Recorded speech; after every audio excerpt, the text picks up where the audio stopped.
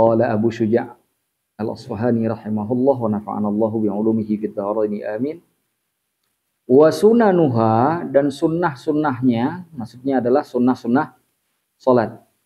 Dan sunnah-sunnah salat qabla dukhuli, sebelum memasuki, fiha, di dalamnya, di dalam salat, syai'ani, ada dua perkara. Jadi sunnah sebelum sholat itu, sebelum kita masuk ke dalam sholat itu ada dua. Ingat, kenapa disebut sunnah? Karena kalaupun sunnah itu tidak terpenuhi, sholat masih sah dikerjakan. Yang pertama al-adhanu, yang kedua wal iqamatu, azan dan iqamah. Itu aja. Nah, dalam hal ini kita paham, karena sholat tidak terikat dengan azan dan iqamah, maka azan dan iqamah itu jika tidak ada, masih boleh mengerjakan sholat. Karena syarat terhadap sholat bukan azan dan iqamah, tapi masuknya waktu sholat, dukhulul waqti. Jadi kalau misalkan masuk waktu sholat kita nggak azan dan iqamah, boleh nggak sholat? Boleh. Nah sekarang pertanyaannya, kalau kita datang ke masjid, ini kalau misalkan masuknya pas waktu azan kan, ada orang kan berdiri itu. Nunggu azan kan, tiba-tiba kita ngelihat ada satu orang, dia langsung sholat. Sah nggak sholatnya? Hah? Dia nggak nunggu azan tapi sah. Dalil kita mengatakan sah karena azan iqamah itu sunnah, bukan syarat. Kalau dia jadi syarat, baru sholatnya tidak sah. Karena azan iqamah itu sunnah, maka orang walaupun sholat di waktu sholat, waktu azan, maka tetap sholatnya sah. Hanya saja dia meninggalkan sebuah fadilah yang luar biasa. Apa fadilahnya? Menjawab azan. Makanya misalkan nih ada orang nih ya, dia nggak sholat waktu azan, tapi jawab azan juga enggak. Nah pertanyaan kita, apa yang ditunggu? Iya dong. Makanya Syekh Ali Jum'ah mengatakan begini, orang yang azan ketika ada orang yang sholat ketika di waktu azan, maka sholatnya menjadi sah. Cuma meninggalkan sholat untuk sementara waktu, berhenti untuk mendengarkan azan, maka dia sudah mendapatkan fadilah lainnya. Tetapi menjadi lucu, kalau ada orang kemudian tidak langsung sholat, menunggu azan selesai, tapi azannya tidak dijawab. Jadi lucu. Nah. Karena begitu Allahu Akbar, itu tandanya waktu sudah, karena nggak boleh azan sebelum masuk. Jadi makanya saya ceritakan kalau di bulan Ramadan itu kalau masuk waktu sholat maghrib itu berkumpul 3 syariat itu. Pernah saya jelaskan di sini kan? Berkumpul 3. Apa 3 syariat itu? 1 azan maghrib, yang kedua buka puasa, yang ketiga sholat Nah sholat maghrib dengan azan maghrib itu satu waktu. Cuma kenapa orang tidak langsung mengerjakan sholat? Karena azan ini ada fadilahnya. 1. Yang kedua, azan dimaksudkan untuk memanggil orang untuk berkumpul untuk sholat berjamaah. Makanya orang tidak langsung sholat maghrib. Sehingga kemudian dari 3 syariat yang bertemu ini diatur mana yang lebih utama dikerjakan. 1, buka puasa terlebih dahulu. Yang kedua azan, yang ketiga baru sholat. Nah itu diatur itu dalam fikih. Tujuannya apa? Diatur begitu supaya semuanya dapat fadilahnya. Fadilah semua dapat. Kita berangkat ke gathering misalkan, tepi laut, Pulau Seribu yang belum jadi. Tiba-tiba nggak kedengaran azan, tapi kita tahu waktu sholat sudah masuk. Boleh nggak kita sholat langsung? Boleh. Kalau kita nggak mau nyuruh satu orang azan, udah nggak usah azan, kita semua udah tahu mau sholat, ngapain di azan lagi? Siapa mau dipanggil? Kan you. Misalkan, ya kan, mau dipanggil kan you, ya kan? Nah, terus kemudian kita sholat, sah nggak sholat kita? Sah. Tapi kalau diazanin juga dengan maksud supaya kita bisa menjawab azan, boleh nggak? Boleh. Nah itu dia cara memahaminya. Itu 1. Yang kedua, azan dan iqamah itu hanya dilakukan pada sholat wajib. Jangan sholat duha di iqamat. Sholat tarawih pakai iqamat. Allahu Akbar, Allahu Akbar. La ilaha illallah. Enggak. Tidak ada pensyariatan iqamah pada sholat selain sholat. Nah, mari kita lihat dari sisi histori, sejarah. Azan dan iqamat itu baru disyariatkan pada periode Madinah. Kita tahu bahwa sholat itu sudah diwajibkan pada periode Makkah. Karena Isra Mi'rajnya Nabi itu sudah dilakukan pada saat beliau ada di kota Mekah. Makanya kan ada penentangan dari kaum Quraisy kan, yang mengatakan bagaimana mungkin Muhammad dalam satu malam bisa melakukan perjalanan dari Masjidil Haram ke Masjidil Aqsa, besok balik lagi. Kita berbulan-bulan dagang kan mereka, kaum pedagang. Itu kan secara sejarah menunjukkan peristiwa itu terjadi pada periode Makkah. Artinya sholat wajib itu sudah dilakukan pada periode Makkah.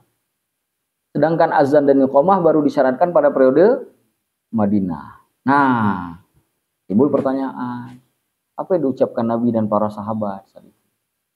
Karena azan dan iqamahnya belum ada.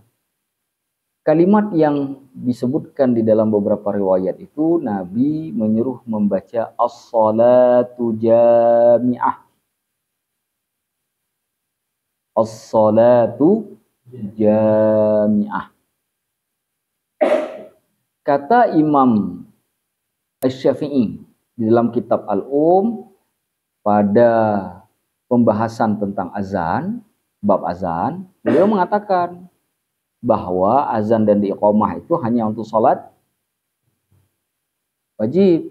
Sedangkan penyebutan as-salatu jami'ah itu yang sudah tidak digunakan lagi pada salat wajib masih boleh digunakan pada beberapa salat sunnah yang dilakukan berjamaah. Seperti salat istisqa, salat taraweh, salat istisqa, salat minta hujan, salat apalagi gerhana. Itu boleh digunakan. Tapi di kita kan penyebutannya agak berbeda kan? Salatut tarawih rahimakumullah. Boleh tidak? Hah? Kenapa nggak pakai sholatul jamiah? Hukum pada sholatul jamiah itu bukan mutlak, bukan wajib. Jadi bukan berarti kalau nggak pakai sholatul jamiah nggak sah. Cuma menggunakan sholatul jamiah oleh Imam Syafi'i lebih disukai. Kenapa? Karena ada pensyariatan sebelumnya. Walaupun syariat itu tidak digunakan lagi dengan adanya azan dan iqamah, masih boleh digunakan pada beberapa sholat. Nah gitu ceritanya. Tapi kalau kita mau pakai bahasa lain, sholatut tarawih rahimakumullah, boleh. Ya kan? Masih lebih enak lah didengar daripada yuk tarawih. Nah, kan nggak enak betul tuh gitu kan ngomongnya. Sama seperti kita memperdebatkan kata Al-Fatihah yang diucapkan oleh imam ketika sudah sholat. Al-Fatihah. Ya kan? Semua jemaah baca Al-Fatihah. Bayangkan nggak? Al-Fatihah itu jangan diaminkan karena itu bukan doa. Itu aba-aba. Kecuali misal sama dengan jamaah imam mengatakan sudah baca doa kan, sudah zikir segala macam kan, atau sudah baca doa. Sallallahu alaihi Muhammadin wa alihi washabihi ajmain. Salamun alal mursalin walhamdulillahi rabbil alamin. Jemaah baca Al-Fatihah semuanya ya. Enggak enak betul. Maka cukup dicukupkan dengan kalimat Al-Fatihah, itu aba-aba. Jamaah sudah tahu, misalnya baca Al-Fatihah. Begitu disebut Al-Fatihah nggak mungkin dia baca Qul huwallahu ahad. Karena itu abahnya membaca umul kitab. Jadi Al-Fatihah itu bukan masalah bid'ah nggak bid'ah, bukan masalah doa atau zikir. Itu nggak masuk doa, nggak masuk zikir. Itu aba-aba yang diberikan oleh imam agar semua orang baca Al-Fatihah. Itu begitu cara memahaminya. Itu dari perspektif mazhab Syafi'i. Sehingga kemudian kita jadi paham ketika ada orang misalkan bertanya kenapa diucapkan Al-Fatihah itu pemahamannya. Begitu juga dengan azan dan iqamah serta pengucapan as-salatu jami'ah tadi. Jadi kalau misalkan kita kumpul salat berjamaah seperti salat, tapi salat seperti salat jenazah itu tidak disenangi untuk mengucapkan as-salatu jami'ah. Nah, jadi ada beberapa salat yang disenangi, ada juga beberapa salat yang tidak diucapkan. Kenapa itu ditetapkan di dalam mazhab Syafi'i? Karena azan dan iqamah itu sudah menjadi haknya salat wajib. Tujuannya apa? Azan dan iqamah. Azan itu untuk memanggil orang berkumpul untuk melakukan sholat secara berjamaah. Jadi bukan menjadi syarat untuk sholat. Jadi jangan salah-salah. Seakan kalau belum azan belum boleh sholat, enggak. Cuma bagi orang awam karena kita nggak bisa ilmu falak, ya kan? Atau mungkin jamnya lagi mati. Cara menentukan waktu sholat yang paling bagus itu bagaimana? Dengar azan, kan begitu. Kenapa? Karena yang di masjid pasti lihat jam. Jadi kita nggak perlu lihat jam lagi, yang itu. Jadi begitu itu cara memahaminya seperti itu. Nah, sehingga kemudian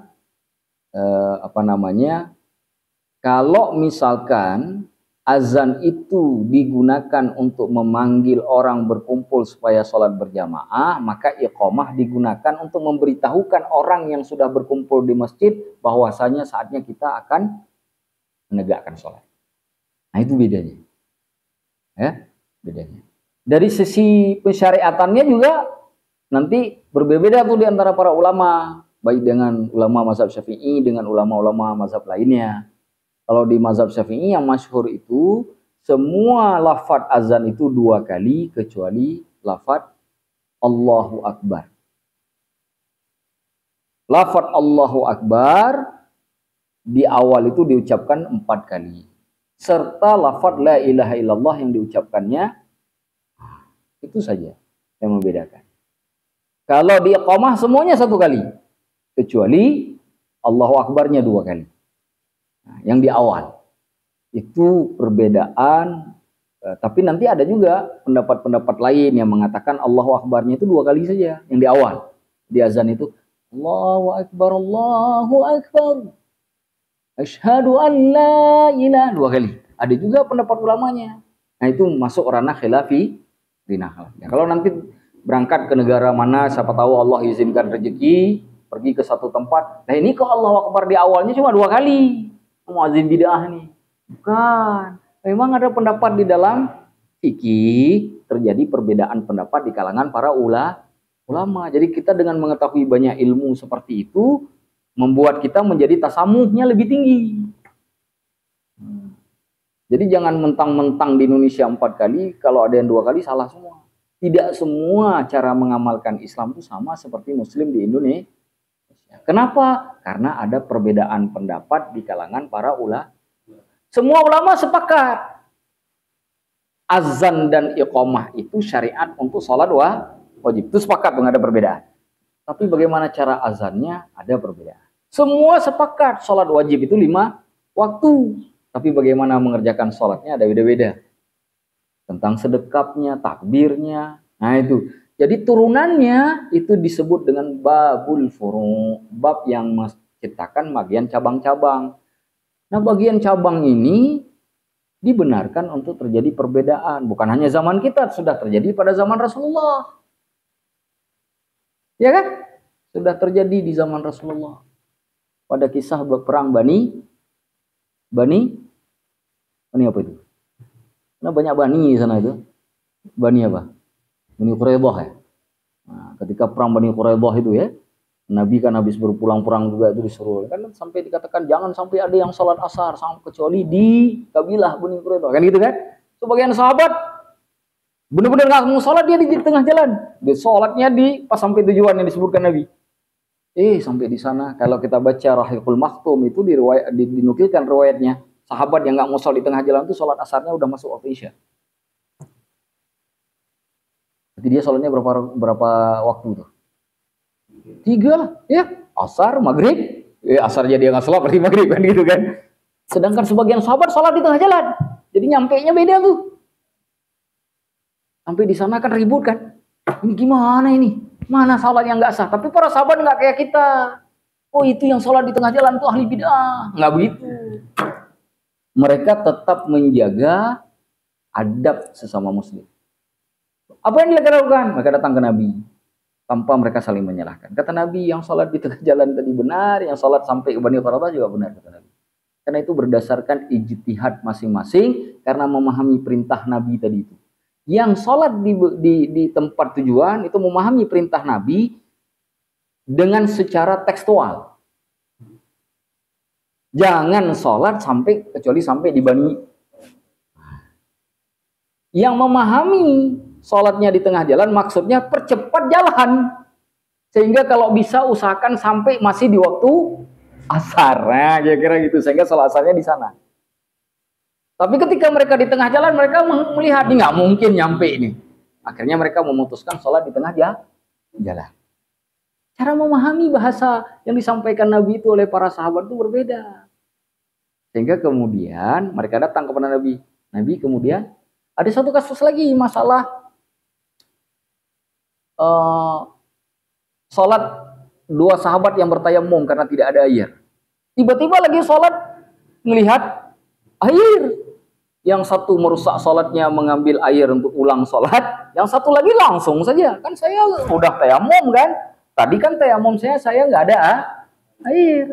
Sholat aja. Tapi tidak saling mencaci itu dua-duanya. Pulang sampai ke Madinah nanya ke Nabi, cerita, Nabi ini gimana? Kata Nabi, yang tadi sholat terus sudah sesuai ashabta sunnah. Kamu sudah sesuai dengan sunnahku. Tapi kamu yang ulang itu dapat 2 pahala. Nggak nanti silakan. Nah, pola inilah yang kemudian menjadi dasar untuk kemudian kenapa ada lahirnya sebuah istilah di dalam fikih yang disebut dengan ijtihad. Selain menjadikan hadis Mu'adz bin Jabal yang ditanya Nabi ketika diutus Yaman, nanti kamu mutusinnya pakai apa? Bikitabillah, dengan Al-Quran. Kalau nggak ada dalam Al-Quran, bisunnati rasuli, dengan sunnah nabinya. Kalau nggak ada juga, ajtahidu ra'iyya, aku akan berjihad dengan pikiranku. Kata Mu'adz bin Jabal nih, apa yang dilakukan oleh Nabi? Waffaqallahu rasula rasulillah. Allah telah memberi taufik kepada utusan Allah. Utusannya Rasul Allah. Itu doa, didoakan oleh Nabi untuk Mu'adz bin Jabal yang kemudian itu menjadi dasar pada hukum ijtihad di dalam ilmu fikih dan usul fikih. Bahkan bukan hanya dalam fikih usul fikih, termasuk dalam bab akidah nanti, selama tidak menabrak hukum usul yang pokok. Jadi boleh kita berijtihad tapi nggak bisa ngubah waktu sholat subuh, dipindahin ke asar misalkan, nggak bisa. Karena itu ada kaidah tuh dalam usul fikih, la musawwagha lil ijtihadi fi mauridin nas, nggak ada tempat ijtihad pada suatu masalah yang sudah jelas dalilnya, nasnya. Jadi kita tuh nggak perlu lagi berijtihad. Apakah babi haram? Nggak perlu lagi ijtihad. Babi tidak haram tuh nggak perlu lagi ijtihad. Karena sudah jelas nasnya. Salat wajib itu 5 waktu, nggak perlu lagi ijtihad. Bisa nggak dijadikan 4 saja misalkan? Nggak perlu lagi ijtihad. Bab itu. Ijtihadnya di mana? Di turunannya. Bagaimana cara salat subuh? Ada kunut nggak? Nah itu kan ada di situ kan? Nah, itu kunut itu bab furu, bab cabang. Jangan menghabiskan energi bertengkar pada kunut, tapi tidak menghabiskan energi pada orang yang tidak sholat subuh. Ini kan jadi kacau kan? Padahal sholat subuh itu adalah usul. Itu kan pokok itu.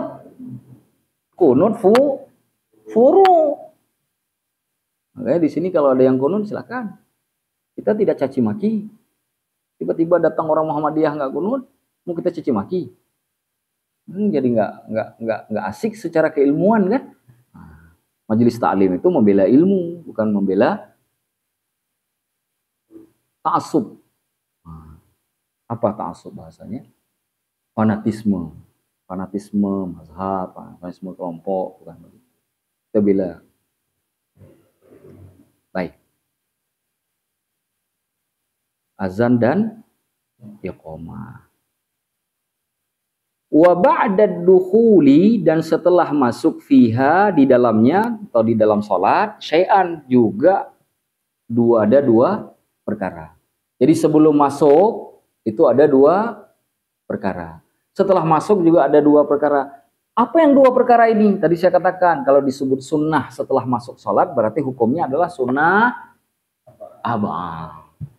Jadi yang dimaksud sunnah-sunnah setelah masuk sholat itu 2 perkara, maksudnya adalah sunnah ab'ad.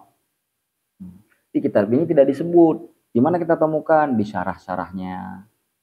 Kitab-kitab penjelasan dari kitab ini kita temukan. Nah, ada berapa? Ada juga 2. Apa yang 2 dari sunnah ab'ad itu? At-tasyahudul awal. Tasyahud yang pertama. Duduk pertama itu. Yang ada pada sholat maghrib, sholat isya, sholat duhur, dan sholat asar. Kalau sholat subuh kan nggak ada tasyahud awal kan, langsung tasyahud akhir kan.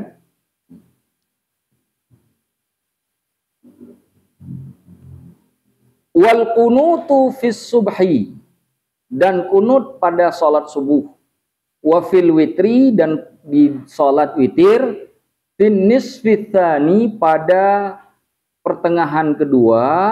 Min syahri ramadhana, daripada bulan Ramadan. Nah, itu hukum sunnah ab'ad. Kenapa disebut sunnah ab'ad? Kalau ketinggalan dua ini, satu tasyahud awal, satu kunut. Kunut itu ada dua tempat. Ada di sholat subuh, ada di sholat Kalau ketinggalan, berarti kan nggak dapat pahala nih. Pahalanya bisa ditarik tanpa harus kunut. Bagaimana caranya? Dengan melakukan sujud sahwi. Jadi ketika kita lupa tasyahud awal misalkan, lupa nih. Begitu rakaat kedua langsung bangun ke rakaat 3. Lalu baca Al-Fatihah, kan nggak boleh ngulang lagi itu duduk. Kalau ngulang lagi batal tuh sholatnya, kata Imam Nawawi. Karena kita sudah masuk rukun selanjutnya, nggak boleh ngulang tuh. Walaupun iya karena Abu Dua, iya karena stain, aduh lupa duduk, duduk tuh, batal kata Imam Nawawi. Kenapa? Karena rukun tadi sudah sampai ke rukun. Nggak boleh rukun itu dibatalkan untuk kembali ke sunnah. Nggak boleh. Nah, caranya bagaimana? Pahala kan hilang nih. Udah nggak ada pahala udah. Untuk tasyahud awalnya lupa. Karena lupa, tarik kembali itu pahalanya yang hilang tadi dengan melakukan sujud sahwi. Ah, itu. Jadi fungsi sujud sahwi di sunnah ab'ad itu di situ. Ada yang berpemahaman bahwa tidak sah sholat kalau meninggalkan sunnah ab'ad, kecuali dia mengerjakan sujud sahwi. Kalau nggak mengerjakan sujud sahwi, maka sholatnya tidak sah. Itu juga tidak benar. Kenapa tidak benar? Walaupun dia sunnahnya, sunnah ab'ad yang diganti dengan sujud sahwi, dia tidak akan sampai pada tingkatan rukun. Kalau kita katakan itu membatalkan sholat, maka dia harus disebut rukun. Nah, kenapa ditempatkan sunnah pada tempat rukun? Rukun kan hukumnya wajib. Sesunnah-sunnahnya suatu perbuatan, dia tidak akan naik tingkatnya ke tingkat rukun. Jadi pahami seperti ini. Nah, itu juga nggak salah. Makanya Syekh Ali Jum'ah mengatakan apa? Yang kunut benar sholatnya, nggak kunut benar sholatnya. Yang bermasalah lah yang jadi masalah. Yang nggak sholat ya. Biasanya itu yang banyak mempermasalah itu justru orang yang nggak belajar biasanya. Kalau yang sudah belajar nggak terlalu mempermasalahkan. Nah, sekarang pertanyaannya, bagaimana para ulama memandang kunut? Kalau tasyahud awal mungkin sudah selesai. Kita fokus dengan kunut. Kunut ada di dua tempat yang pembahasan dari buku kitab yang kita baca. Satu di subuh, yang kedua di sholat witir. Nah, ini kita mau bahas. Di kunut di subuh, dalam pendapat jumhur ulama itu diakui. Tapi ada juga ulama yang mengatakan itu sudah tidak ada hukumnya. Seperti mazhab Hanafi. Sudah, itu dulu yang harus kita paham. Sekarang pertanyaannya adalah di mana letak perbedaan para ulama ketika menggali hukum kunut. Nah, ini kita harus pahami sejarahnya supaya kita tahu apa sebabnya para ulama berbeda pendapat. Sehingga dengan tahu latar belakang perbedaan pendapat ulama, bagi yang kunut bertasamuhlah dengan yang tidak kunut. Bagi yang tidak kunut, jangan ribut sama yang kunut. Jadi jangan ada masjid, ini masjid kunut, ini masjid nggak kunut. Masjid silakan namanya Babul Jannah, silakan namanya boleh apa saja. Tapi kalau dikasih nama nanti masjid kunut kan jadi lucu, ya. Nah, jangan perlu dikapling-kapling. Cukuplah kaplingan itu untuk perumahan. Jangan masjid juga ikut dikapling. Itu maksud saya. Karena kita ingin mempersatukan umat. Nah, kita ingin tahu nih apa alasannya perbedaan yang terjadi di kalangan ulama. Bagi yang mengatakan tidak ada kunut di sholat subuh, menganggap bahwa Nabi ketika melakukan kunut itu kan tidak dari sejak awal. Kapan Nabi melakukan kunut? Ketika terjadi pembunuhan kepada orang-orang sahabat-sahabat Nabi yang ahli Al-Quran yang diutus oleh Nabi ke kabilah Bani Yamamah. Kabilah Bani Yamamah itu ada yang masuk Islam lalu datang ke Nabi. Minta Nabi ngirim orang-orang para sahabat yang ngerti Al-Quran untuk mengajarkan mereka di kabilahnya, di Yamamah sana. Yamamah itu tempat nanti muncul Nabi palsu, Musailamah Al-Kadzdzab. Ternyata begitu sampai di tengah jalan dibunuh semua. Disisain satu aja disisain. Oh mereka. Kenapa disisain satu? Biar ngapor ke Nabi. Ini kan ancaman sangat serius. Nabi kemudian dalam kesedihannya yang luar biasa, beliau melakukan kunut. Ada yang mengatakan sebulan penuh beliau melakukan kunut. Ada yang mengatakan juga, saya pernah membaca itu ada yang mengatakan 2 bulan. Tapi ini karena perbedaan pendapat di kalangan para ulama. Yang pasti Nabi melakukan kunut. Sampai kemudian dilarang oleh Allah. Dilarang oleh Allah. Karena dilarang oleh Allah, maka Nabi tidak kunut lagi. Pertanyaannya yang diajukan oleh mereka, berarti ini perbuatan dilakukan Nabi oleh Nabi itu hanya pada momen-momen tertentu. Dan ketika dilarang oleh Allah kepada Nabinya untuk tidak lagi melakukan kunut, maka syariat kunut menjadi selesai. Maka tidak ada lagi kunut subuh. Itu pendapat ulama yang menganggap tidak ada kunut pada saat sholat clear. Bagi yang menganggap kunut itu ada di sholat subuh itu ada 2 pendapat. Yang menganggap kunut ada di sholat subuh ada 2 pendapat. Pendapat pertama mengatakan bahwa memang Nabi berhenti sholat dengan melakukan kunut. Artinya sholatnya sudah tidak ada kunutnya. Tetapi pelarangan itu bukan bersifat mutlak. Dalam bab nasikh mansukh seperti kita memindahkan kiblat di Baitul Maqdis ke Baitul Haram, Ka'bah Masjidil Haram. Bukan begitu. Karena yang itu kan jadi nasikh mansukh itu. Begitu kita menghadap ke Masjidil Haram nggak boleh lagi ke Masjidil Aqsa. Ini bukan bab nasikh mansukh. Sesuatu yang dilakukan oleh Nabi tapi pelarangannya tidak dimansuhkan karena Nabi itu dilarang melakukannya. Itu dilarang sudah melaknatnya biar itu Allah yang ambil alih urusan itu. Ya kan? Maka sesuatu yang pernah dikerjakan Nabi kalau pelarangannya tidak pernah dibatalkan masih boleh diamalkan oleh kita. Pendapat yang kedua mengatakan yang disuruh hentikan pada Nabi itu bukan kunutnya tapi laknatnya. Kunutnya Nabi terus lakukan sampai akhir hidupnya. Oh, ada 2 pendapat. Nah, 2 pendapat inilah yang kemudian dijadikan sebagai dasar kenapa adanya kunut subuh. Jadi ini kan ada perbedaan pendapat dalam melihat histori terkait dengan peristiwa kunut yang melahirkan perbedaan dalam penetapan kunut sehingga mereka berbeda cara melihat hadis-hadis tentang kunut. Bisa dipahami ya? Kenapa terjadinya lahir perbedaan pendapat. Jadi jangan katakan orang yang kunut itu nggak ada dalil.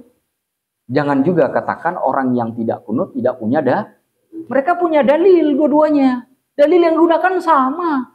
Cuma cara memandang dalil, menganalisanya, memahaminya, yang melahirkan istimbat hukum, kesimpulan hukum, adanya perbedaan di antara mereka. Itu saja yang terjadi. Nah, kenapa sekarang datang generasi kita, lalu kemudian mencaci maki cara metodologi istimbat hukum yang sudah ada di kalangan para ulama? Nggak perlu dicaci maki. Jadi kalau ketemu dengan saudara-saudara NU yang kunut, biarkan dia kunut. Yang dilarang. Ketika ketemu dengan saudara-saudara kita dari Muhammadiyah yang tidak kunut, juga jangan dicaci maki. Bisa dipahami begini? Enak ya? Cara memahami begini kan? Lebih aman kan? Jadi nggak perlu kaplingan masjid. Biarkan kaplingan itu hanya untuk basis rumahan. Satu. Kemudian kunut witir. Kunut witir itu banyak terjadi perbedaan di kalangan para ulama. Ada yang memahami kunut witir itu dari sejak hari pertama kita masuk ke bulan Ramadan. Itu sudah kunut. Ada juga yang memahaminya dari 10 yang kedua. 10 yang kedua berarti malam ke-11. Ada juga seperti teks di dalam kitab yang kita baca ini, di dalam mazhab Syafi'i, pertengahan Ramadan, artinya malam ke-15. Jadi pahami ya? Jadi ada perbedaan pendapat kapan dimulai. Tapi mereka semua nih para ulama bersepakat di 10 terakhir Ramadan. Saya ulangi ya. Mereka bersepakat di 10 Ramadan terakhir. Dan hukumnya apa? Sunnah muakkadah. Bukan cuma sunnah ghair muakkadah, muakkadah. Sunnah muakkadah. Bisa dipahami?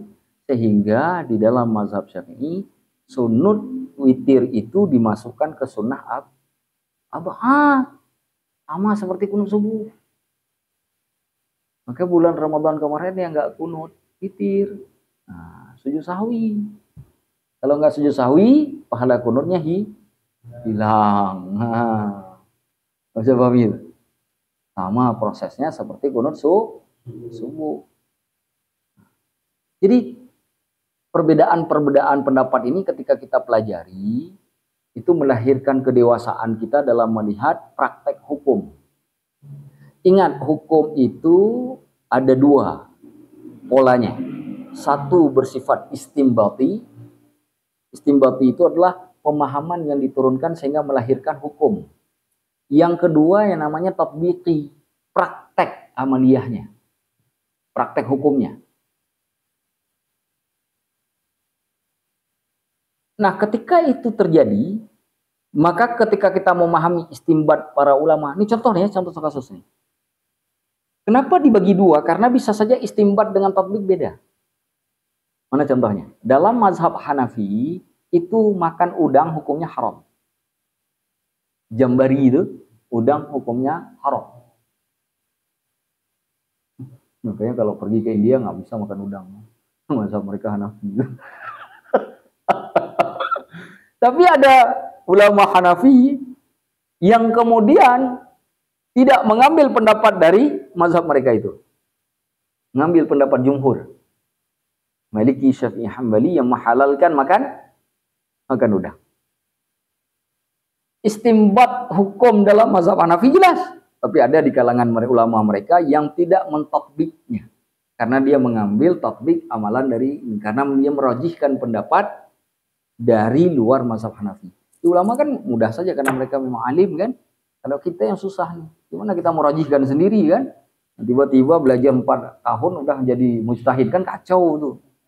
Ya kan bisa kan? Apalagi yang belajarnya cuma 2 minggu sekali itu jadi mujtahid. Waduh, rawan itu.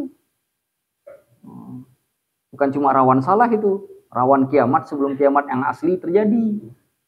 Nah, maka kita butuh kepada mereka, para ulama. Kita butuh. Makanya kenapa kita baca kitab mereka. Nah, di dalam kitab ini disebut di mana? Pertengahan kedua bulan Ramadan. Dan kita amalkan kemarin di sini kan? Kita amalkan kan? Itu siapa? Ustadz Odi yang jadi saya sampaikan pun. Supaya apa yang kita pelajari ini kemudian terlihat bagaimana prakteknya. Sehingga enggak ilmu itu bukan hanya ala kertas, hanya di atas buku tulis.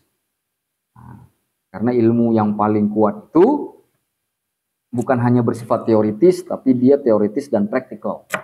Ilmu yang paling kuat. Teori dipelajari supaya prakteknya tidak salah, prakteknya dikerjakan supaya memahami teorinya dengan lebih sempurna. Baik, kita lanjutkan. Wahayatuha, dan sunnah hayatnya 15 khoslatan, 15 khoslatan bagian. Ternyata yang hayat lebih banyak. Nah, kalau kita bikin tabel untuk memahami lebih mudah, sunnah di dalam sholat mazhab Syafi'i ada berapa? 2. Sunnah sebelum masuk sholat dan sunnah sesudah masuk sholat. Sunnah yang sebelum masuk sholat ada 2, azan dan iqamah. Sesudah masuk sholat ada 2 lagi itu sunnahnya. Satu disebut sunnah ab'ad, yang apabila ditinggalkan diganti dengan sujud sahwi, tapi bukan yang disengaja ya, yang lupa. Yang kedua sunnah hayat. Sunnah ab'ad itu 2. satu tasyahud awal, dua kunut. Kunut di dua tempat, satu di subuh, satu di salat witir di pertengahan, dimulai dari pertengahan bulan Ramadan. Pertengahan terakhir, pertengahan kedua. Kemudian sunnah hayat. Sunnah hayat itu yang tidak perlu diganti dengan sujud sahwi. Dalam bahasa yang sederhana, nggak bisa ditarik lagi itu pahalanya. Oh ya, ada berapa jumlahnya? 15. Nah, apa saja itu? Satu, raf'ul yadaini, mengangkat kedua tangan, inda takbiratil ihram, ketika takbiratul ihram, wa indar ruku'i, dan ketika ruku', wa indar raf'i minhu, dan ketika bangkit dari ruku'. Bangkit dari ruku' maksudnya i'tidal, itu ngangkat tangan itu sunnah. Kita masuk sholat nih. Tadi aku sholat subuh 2 rakaat karena Allah Ta'ala. Allahu Akbar. Langsung enggak begini. Sah nggak sholatnya? Sah. Karena hukumnya sunnah. Yang wajib apa? Takbiratul ihramnya. Apa takbiratul ihram? Allahu Akbarnya. Tadi aku senggang.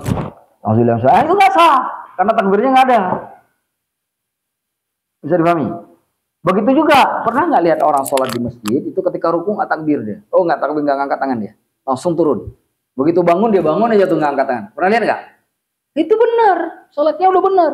Cuma dia meninggalkan sesuatu yang punya nilai faedah yang besar, yaitu sunnah mengangkat tangan. Tapi sholatnya tidak boleh dihukum batal. Karena wajibnya, rukunnya sudah terpenuhi. Nah, bagaimana mengangkat tangannya? Sudah pernah kita bahas kan? Dalam mazhab Syafi'i, sejajar dengan telinga, di mana bagian telinga bawah itu mengenai ibu jari. Jadi kalau bahasa lain, sejajar dengan bahu itu artinya dari sisi atas. Berbeda dengan mazhab Maliki. Mazhab Maliki di sisi depan. Ah, begini tuh mazhab Maliki. Ya, Allah. Nah, itu Maliki punya itu. Nah, kalau ada orang yang mengangkat tangan begini, kita tanya, siapa imammu di Maliki? Enggak, pokoknya saya lihat begitu di YouTube begini. Ya, berarti YouTube lah imammu. Nanti kiainya itu. Ya kan? Nah, dengan kita belajar begini kan jadi paham. Kalau mazhab Syafi'i, ke telinga. Jadi dalil yang digunakan sama, tapi cara memahaminya berbeda. Nah, itu yang harus dipahami. Jangan nanti dianggap si A melakukan begini nggak ada dalil. Nggak ada dalil, cuma cara memahami dalil yang terjadi perbedaan di kalangan para ulama. Yang kedua, wa wad'ul yamini 'ala shimali, meletakkan tangan kanan di atas tangan kiri. Maksudnya apa itu? Sedekap. Sedekap. Udah kita pernah jelaskan kan gimana cara sedekap? Sudah kan? Ada hadis yang mengatakan punggung jari, atau punggung tangan, ada yang mengatakan pergelangan, ada yang mengatakan nah, maka diletakkan di sini itu biar dapat semuanya digabung 3 hadis itu. Ini. Ya kan?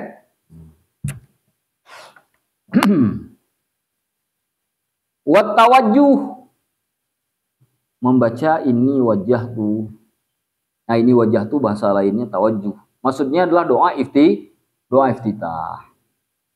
Walaupun doa iftitah bukan hanya ini wajah tuh. Maksudnya doa iftitah itu kalau nggak dibaca juga nggak masalah. Allahu Akbar.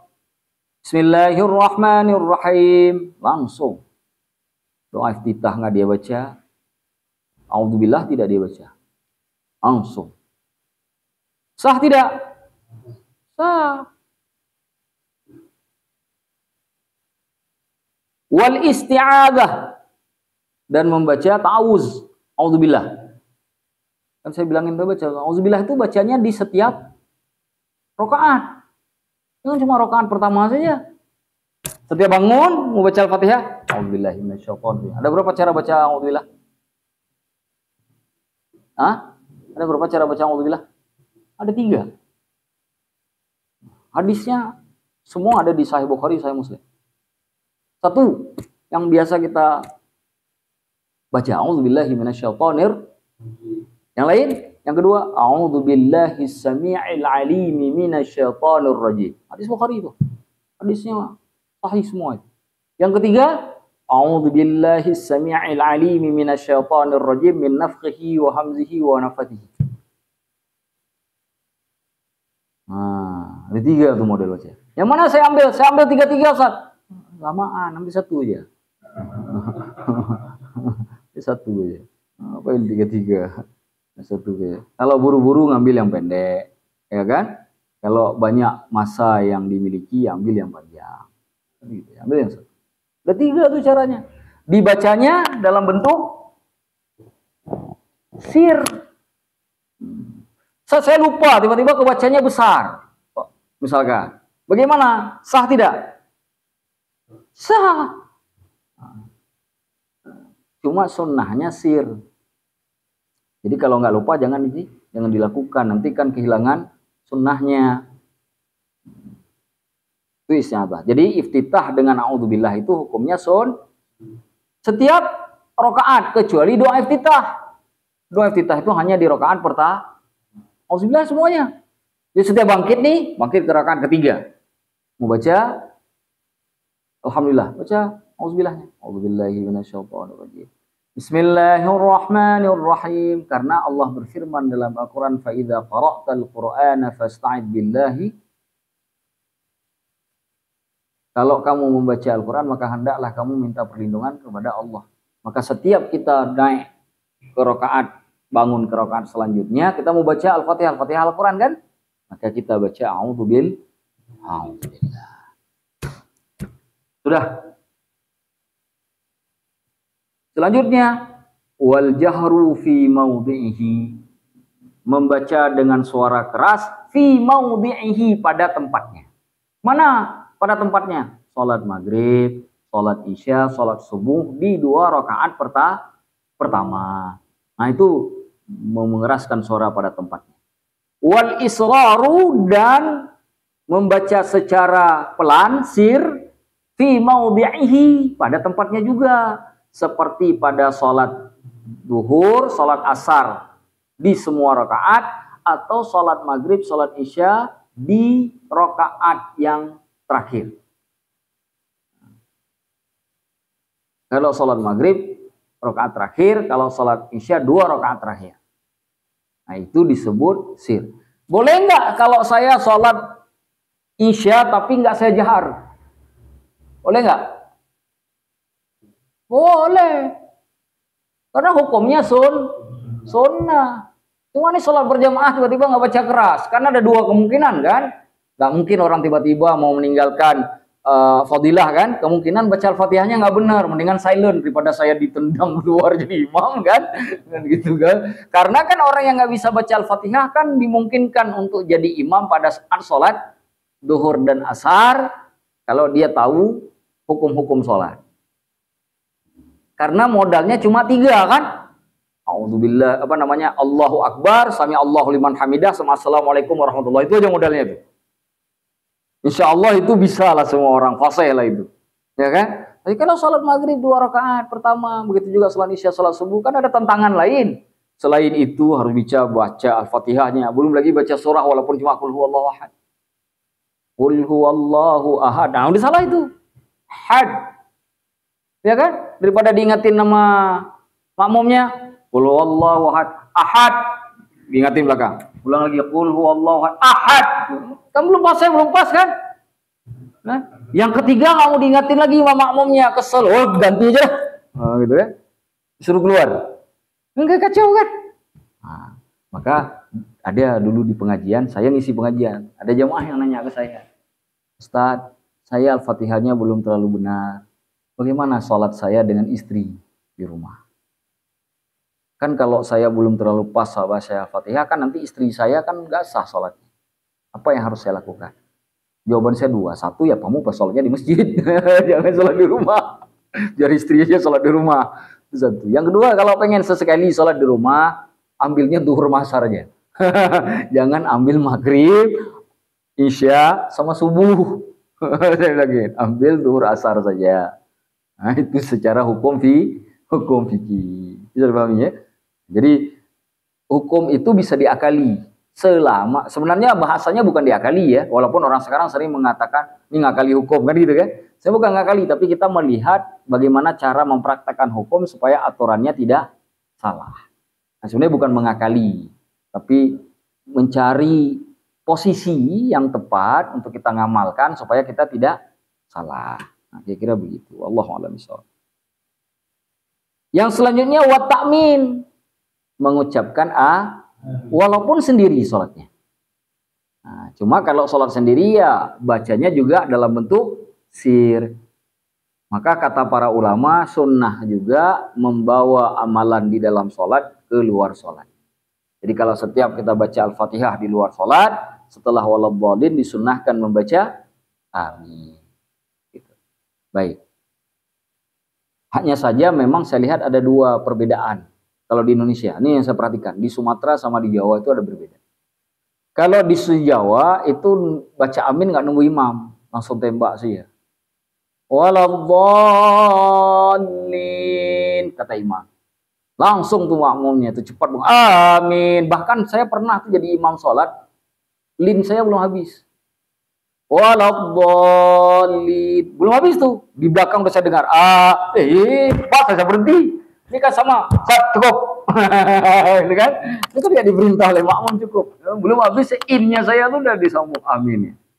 Nah, kalau di Sumatera, saya lihat itu di Aceh, di Medan ya khususnya. Itu kalau ngucapin amin nunggu imam. Waladhdallin.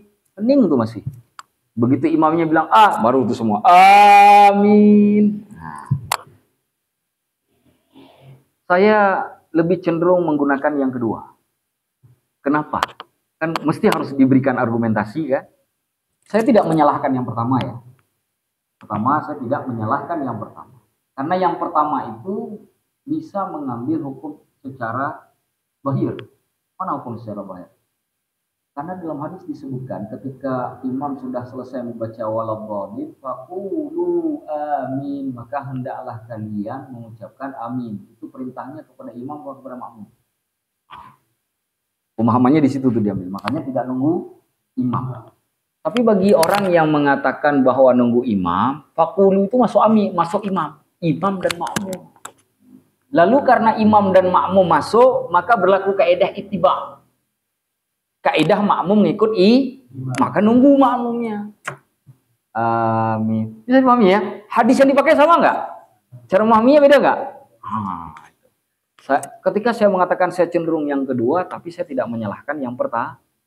Makanya saya kalau waladhdallin, kalau saya jadi makmum, orang lain sudah saya tunggu imam. Kecuali saya nggak dengar ada imam tuh kecil suaranya karena makmumnya cepat kan. Kadang-kadang tuh nggak kedengaran. Tapi kalau saya dengar tuh saya tunggu imam. Kalau nggak dengar baru saya aminkan. Itu dalam amaliyah pribadi. Tapi itu tidak menyalahi. Yang pertama juga tidak boleh kita salah. Bisa dipahami ya?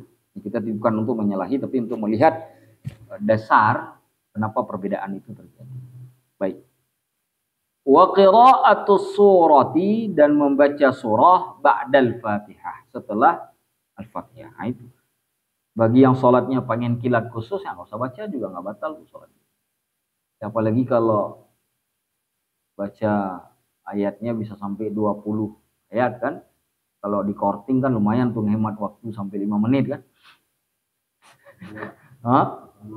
Apa? Potong bola. Nonton bola. Apalagi ini sudah mau. Ini lagi ada bola nih. Jam 10. Nah ini lagi main nih. Jadi kalian harus memilih. Karena dalam hidup ini ada bab yang bisa dipilih, ada bab yang tidak bisa. Makanya banyak yang gak hadir malam ini. Kenapa? Karena ngajinya pas bola. Kalian yang datang, itu milihnya akhirat. Sambil tanpa menyalahkan yang tidak datang, tapi kita doakan semoga besok milihnya lebih benar, yang lebih baik. Nah, kita doakan. Kan boleh kan kita doakan orang untuk lebih baik, kan boleh kan? Malah baik di dalam pandangan Allah. Nah. Kalau nanti mau nonton, streaming saja. Tapi jangan lihat YouTube. Lihat Google dulu, ketahuan. Kan jadi tidak enak nonton. Wa qira'atus surah ba'dal Fatihah, membaca surah setelah Al-Fatihah. Di semua salat ya. Kalau kata Imam An-Nawawi dalam kitab Minhaj, baca surah itu hanya di 2 rakaat pertama. Tidak dibaca di rakaat ketiga dan keempat. Bukan di semua rakaat dibacanya, hanya di 2 rakaat pertama. Baik.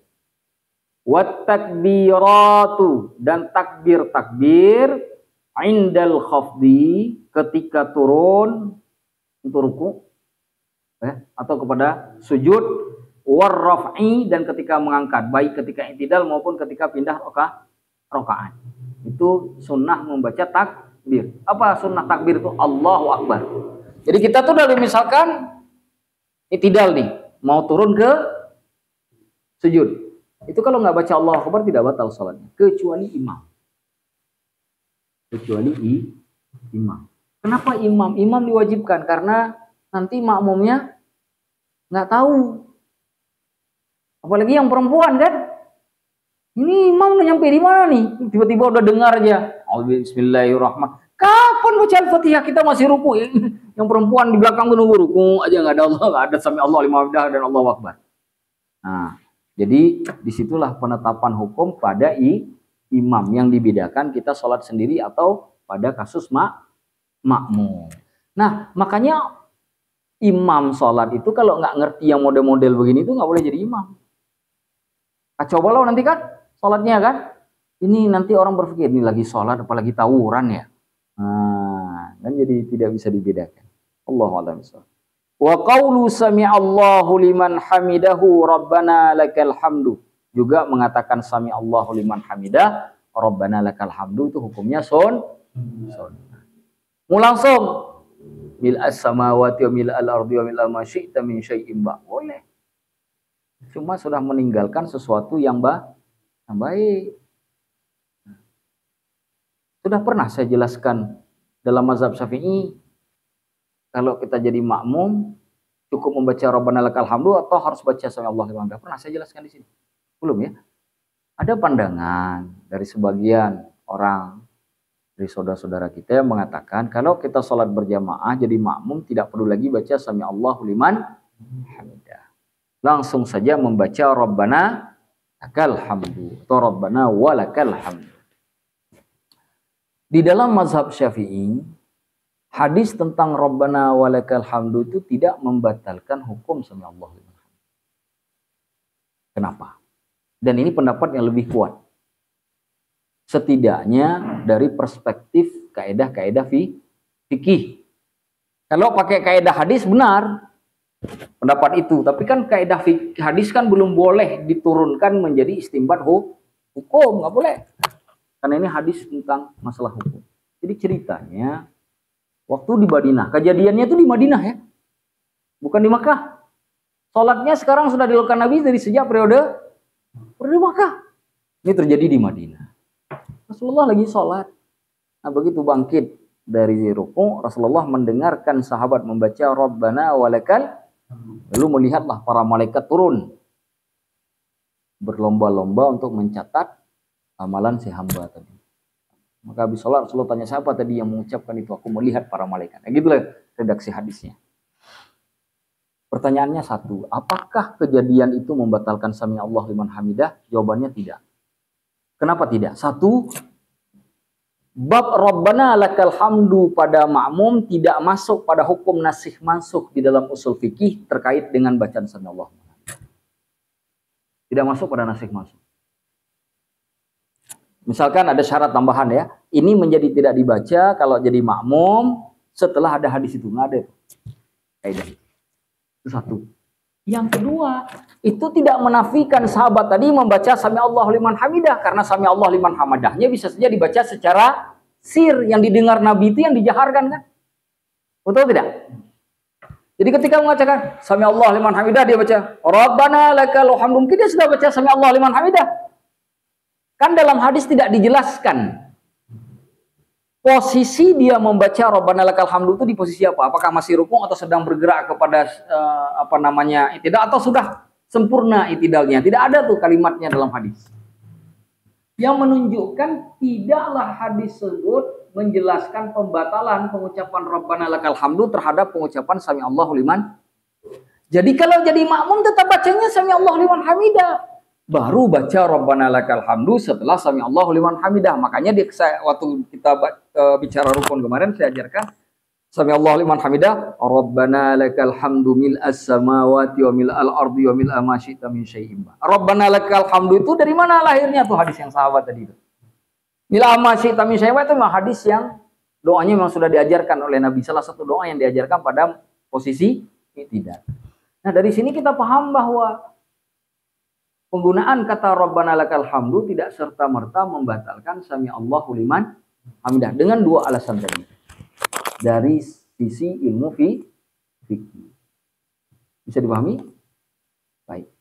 Jadi, tapi kalaupun nggak dibaca, ya nggak masalah. Karena hukumnya cuma sunnah.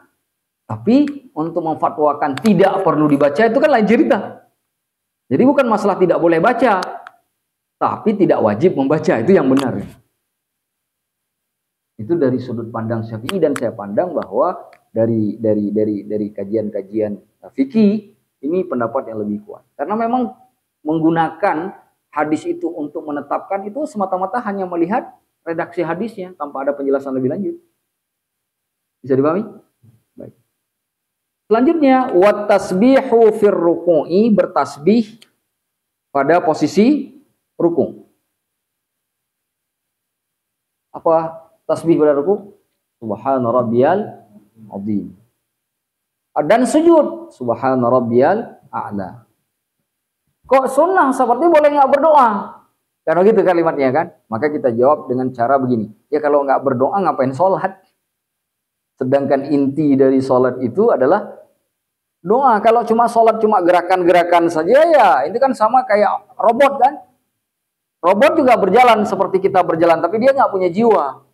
Sedangkan doa adalah jiwanya sholat. Kalau kita nggak berdoa, nggak ada jiwanya, nggak ada ruhnya. Ngapain sholat? Kan itu media kita bercakap-cakap dengan Allah. Kalau nggak pakai doa, ya bagaimana kita bercakap-cakap dengan Allah? Bagaimana kita berkomunikasi Allah dalam diam? Hanya dengan gerakan semata-mata.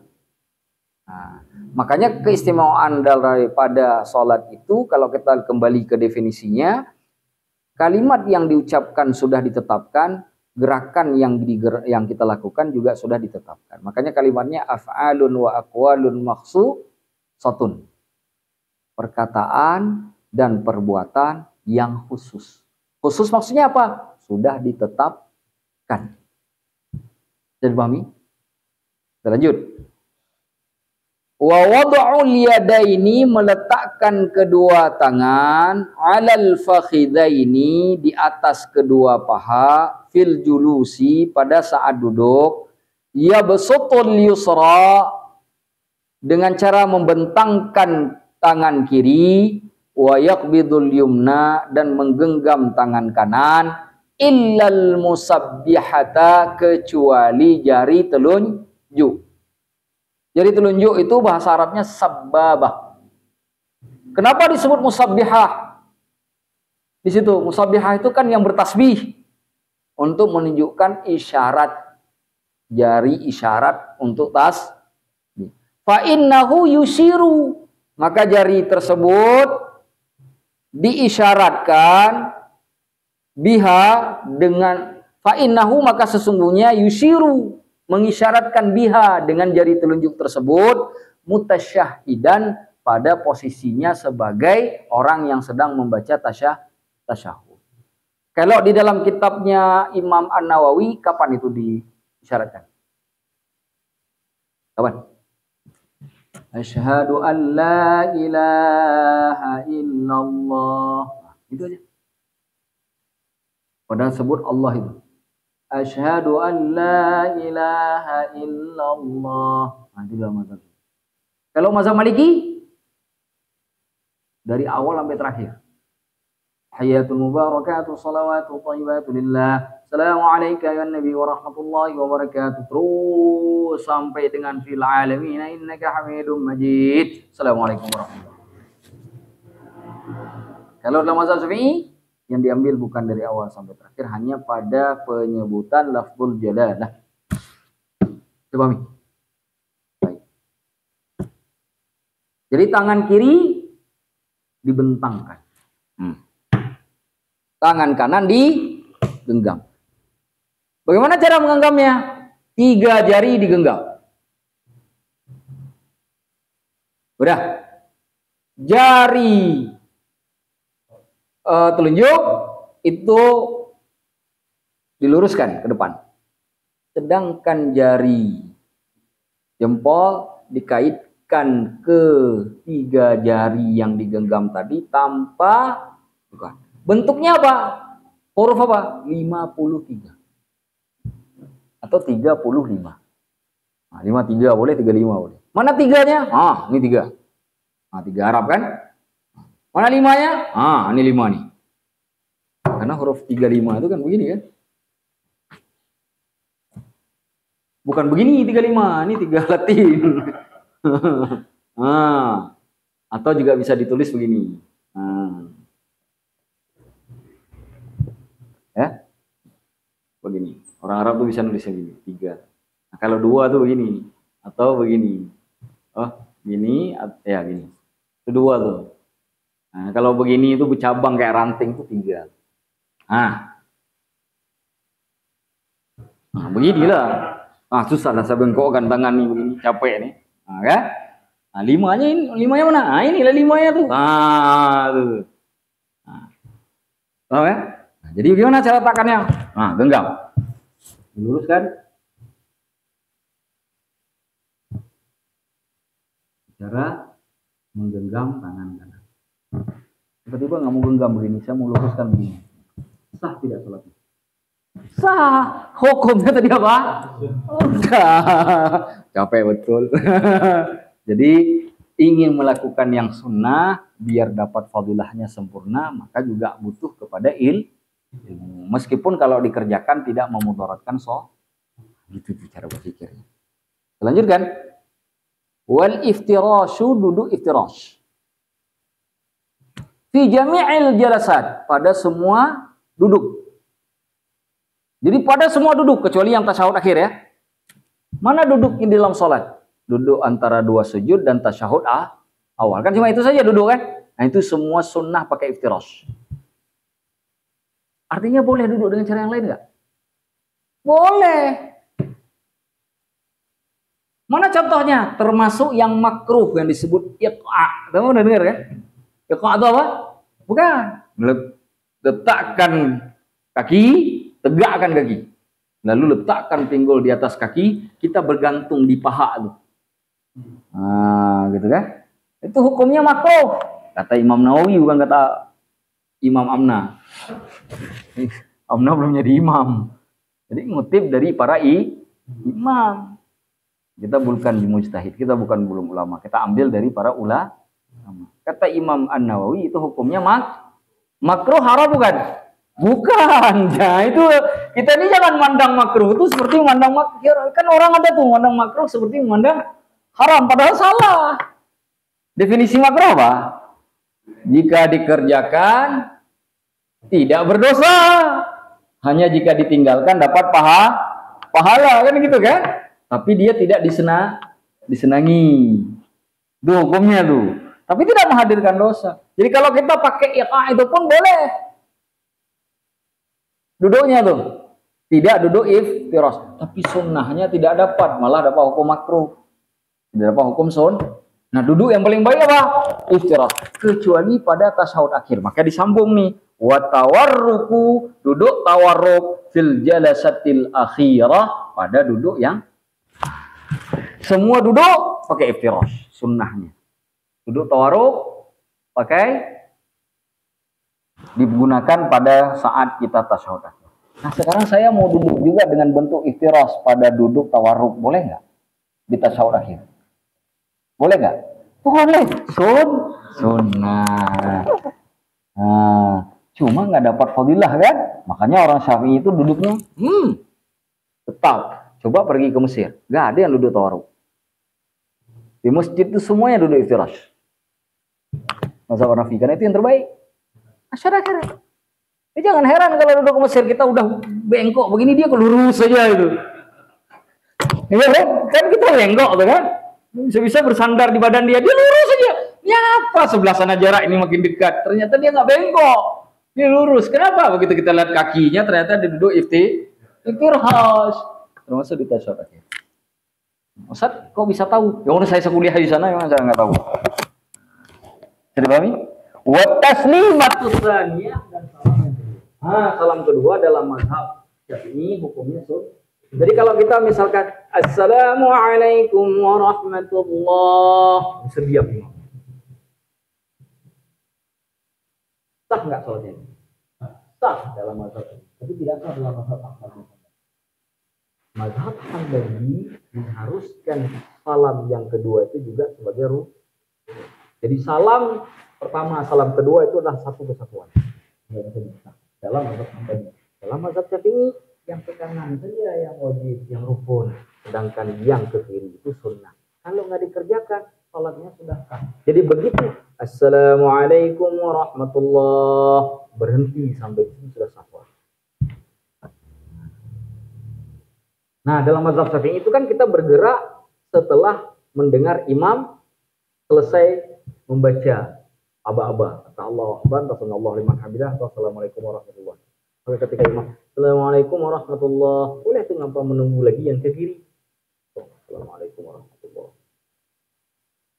Ya. Kalau di dekat yang di belakang imam mungkin gampang ya. Kalaupun kita bergerak cepat kita bisa ngatur ritmenya jangan sampai mendahului imam. Jadi kalau kita berada di saf yang ke-10 kan kita nggak mungkin. Karena mungkin ya enggak? Jadi bagaimana cara kita menentukan gerakan imam? Dengan mendengar aba-aba imam dari Allah Akbar, Allah liman hamidah, Assalamualaikum warahmatullahi. Assalamualaikum warahmatullahi itu dibaca dengan dua cara. Yang paling pendek Assalamualaikum, paling panjang Assalamualaikum warahmatullahi. Itu kata Imam An-Nawawi dalam kitabnya Al-Minhaj. Tidak disyariatkan, tidak disunahkan untuk membaca wabah.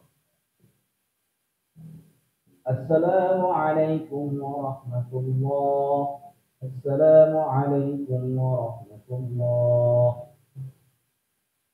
Assalamualaikum warahmatullahi wabarakatuh.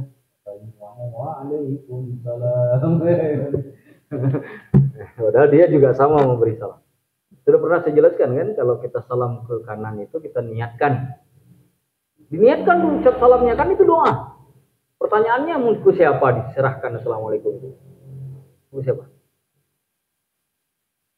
Niatkan kepada para malaikat, kepada para jin muslim, kepada kaum muslimin dari kalangan manusia, ya, terutama yang hadir di majelis salat. Assalamualaikum warahmatullahi, itu kita niatkan kepada jamaah. Imam. Assalamualaikum warahmatullahi. Kenapa malaikat dengan jinnya juga ada ulama yang menyebutkan? Karena bisa saja mereka ikut sholat kan? Permasalahannya kita nggak bisa melihat. Sedangkan hadis yang menceritakan para jin muslim ikut sholat bersama sahabat ikut berimam dengan Rasulullah, itu ada hadis sahih. Malaikat yang ikut bersalat dengan Rasulullah juga hadis sahih. Kan bisa saja tuh tiba-tiba ada malaikat yang kemudian nyantol hatinya, jatuh cinta dengan suatu masjid, dengan para jamaah di situ, terus mereka ikut sholat. Nah, kalau kita niatkan kan mereka nggak dapat bagian. Kalau kita niatkan kepada makhluk Allah yang nggak punya dosa, kan artinya kita bisa saja mungkin dapat barokah Allah untuk juga supaya tidak dapat dosa. Kan begitu kan? Konsekuensinya kan? Nah, kaum muslimin itu kan bukan hanya dari manusia, juga ada dari kalangan jin. Ya kan? Jin itu semuanya makhluk Allah yang tak bisa dilihat, tetapi konsepnya, konsep akidahnya itu sama seperti manusia. Ada yang kafir, ada yang muslim. Ada yang masuk surga, ada yang masuk neraka. Ada yang masuk nerakanya seperti manusia juga. Dia muslim tapi bermaksiat. Jadi dia masuk neraka, dihukum sampai habis dosanya, terus masuk lagi ke surga. Nah, gitu. Dan derajat sama. Nah, itulah 15 daripada sunnah-sunnah sholat. Saya kira cukup ya. Ada yang ditanyakan? Ada pernah dengar di net yang tentang tawar sama istiros itu. Istiros itu untuk sholat yang di bawah rakaat.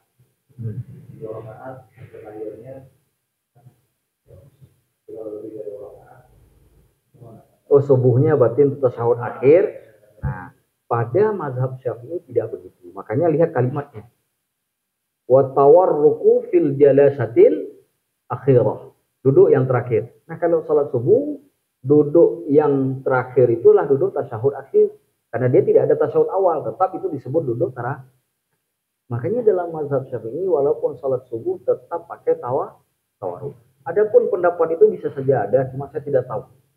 Apakah itu ada dalam mazhab Syafi'i, apakah ada dalam mazhab Maliki, mazhab Hambali atau Hanafi, saya tidak tahu. Jadi saya tidak bisa menjawab secara khusus, tapi di dalam mazhab Syafi'i begitu penjelasan. Wallahu a'lamu bishawab. Ada lagi?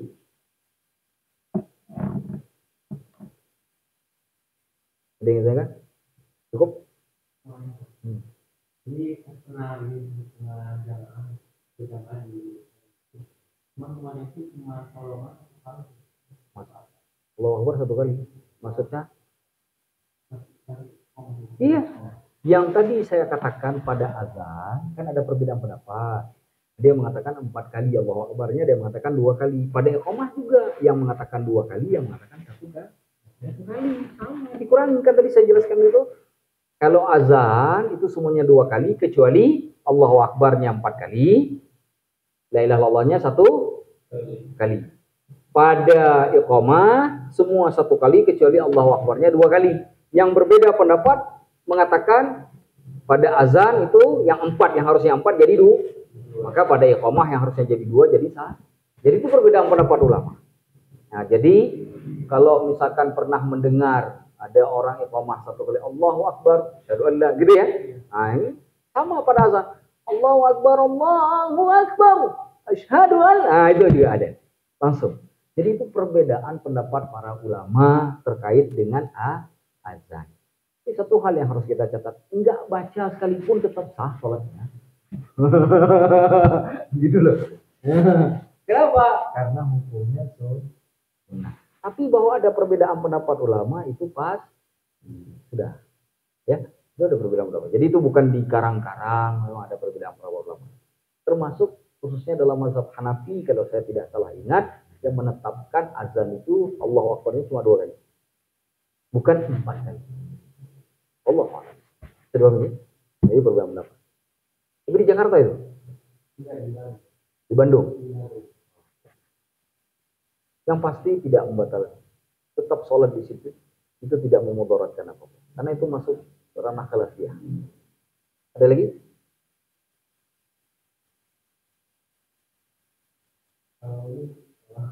Apa itu?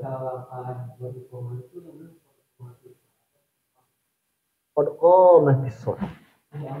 Yang itu karena nggak pernah belajar mushaf.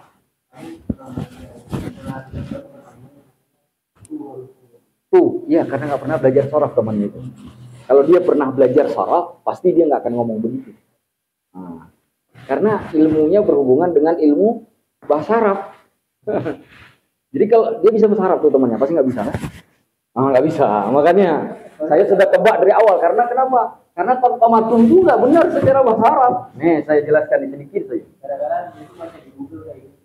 Google apa lagi? Google itu bukan Muslim. Google itu bukan Muslim, tapi juga bukan non Muslim. Kenapa? Nggak ada hukumnya orang benda mati. Nah, cuma siapa yang nulisnya? Kan gitu kan? Kalau yang nulisnya orang Islam, pertanyaan selanjutnya apa spesifikasi keilmuannya? Mungkin dia nggak bisa bahasa Arab, jadi nggak bisa bedakan. Nih tulisannya begini. Qad qamatis shalat.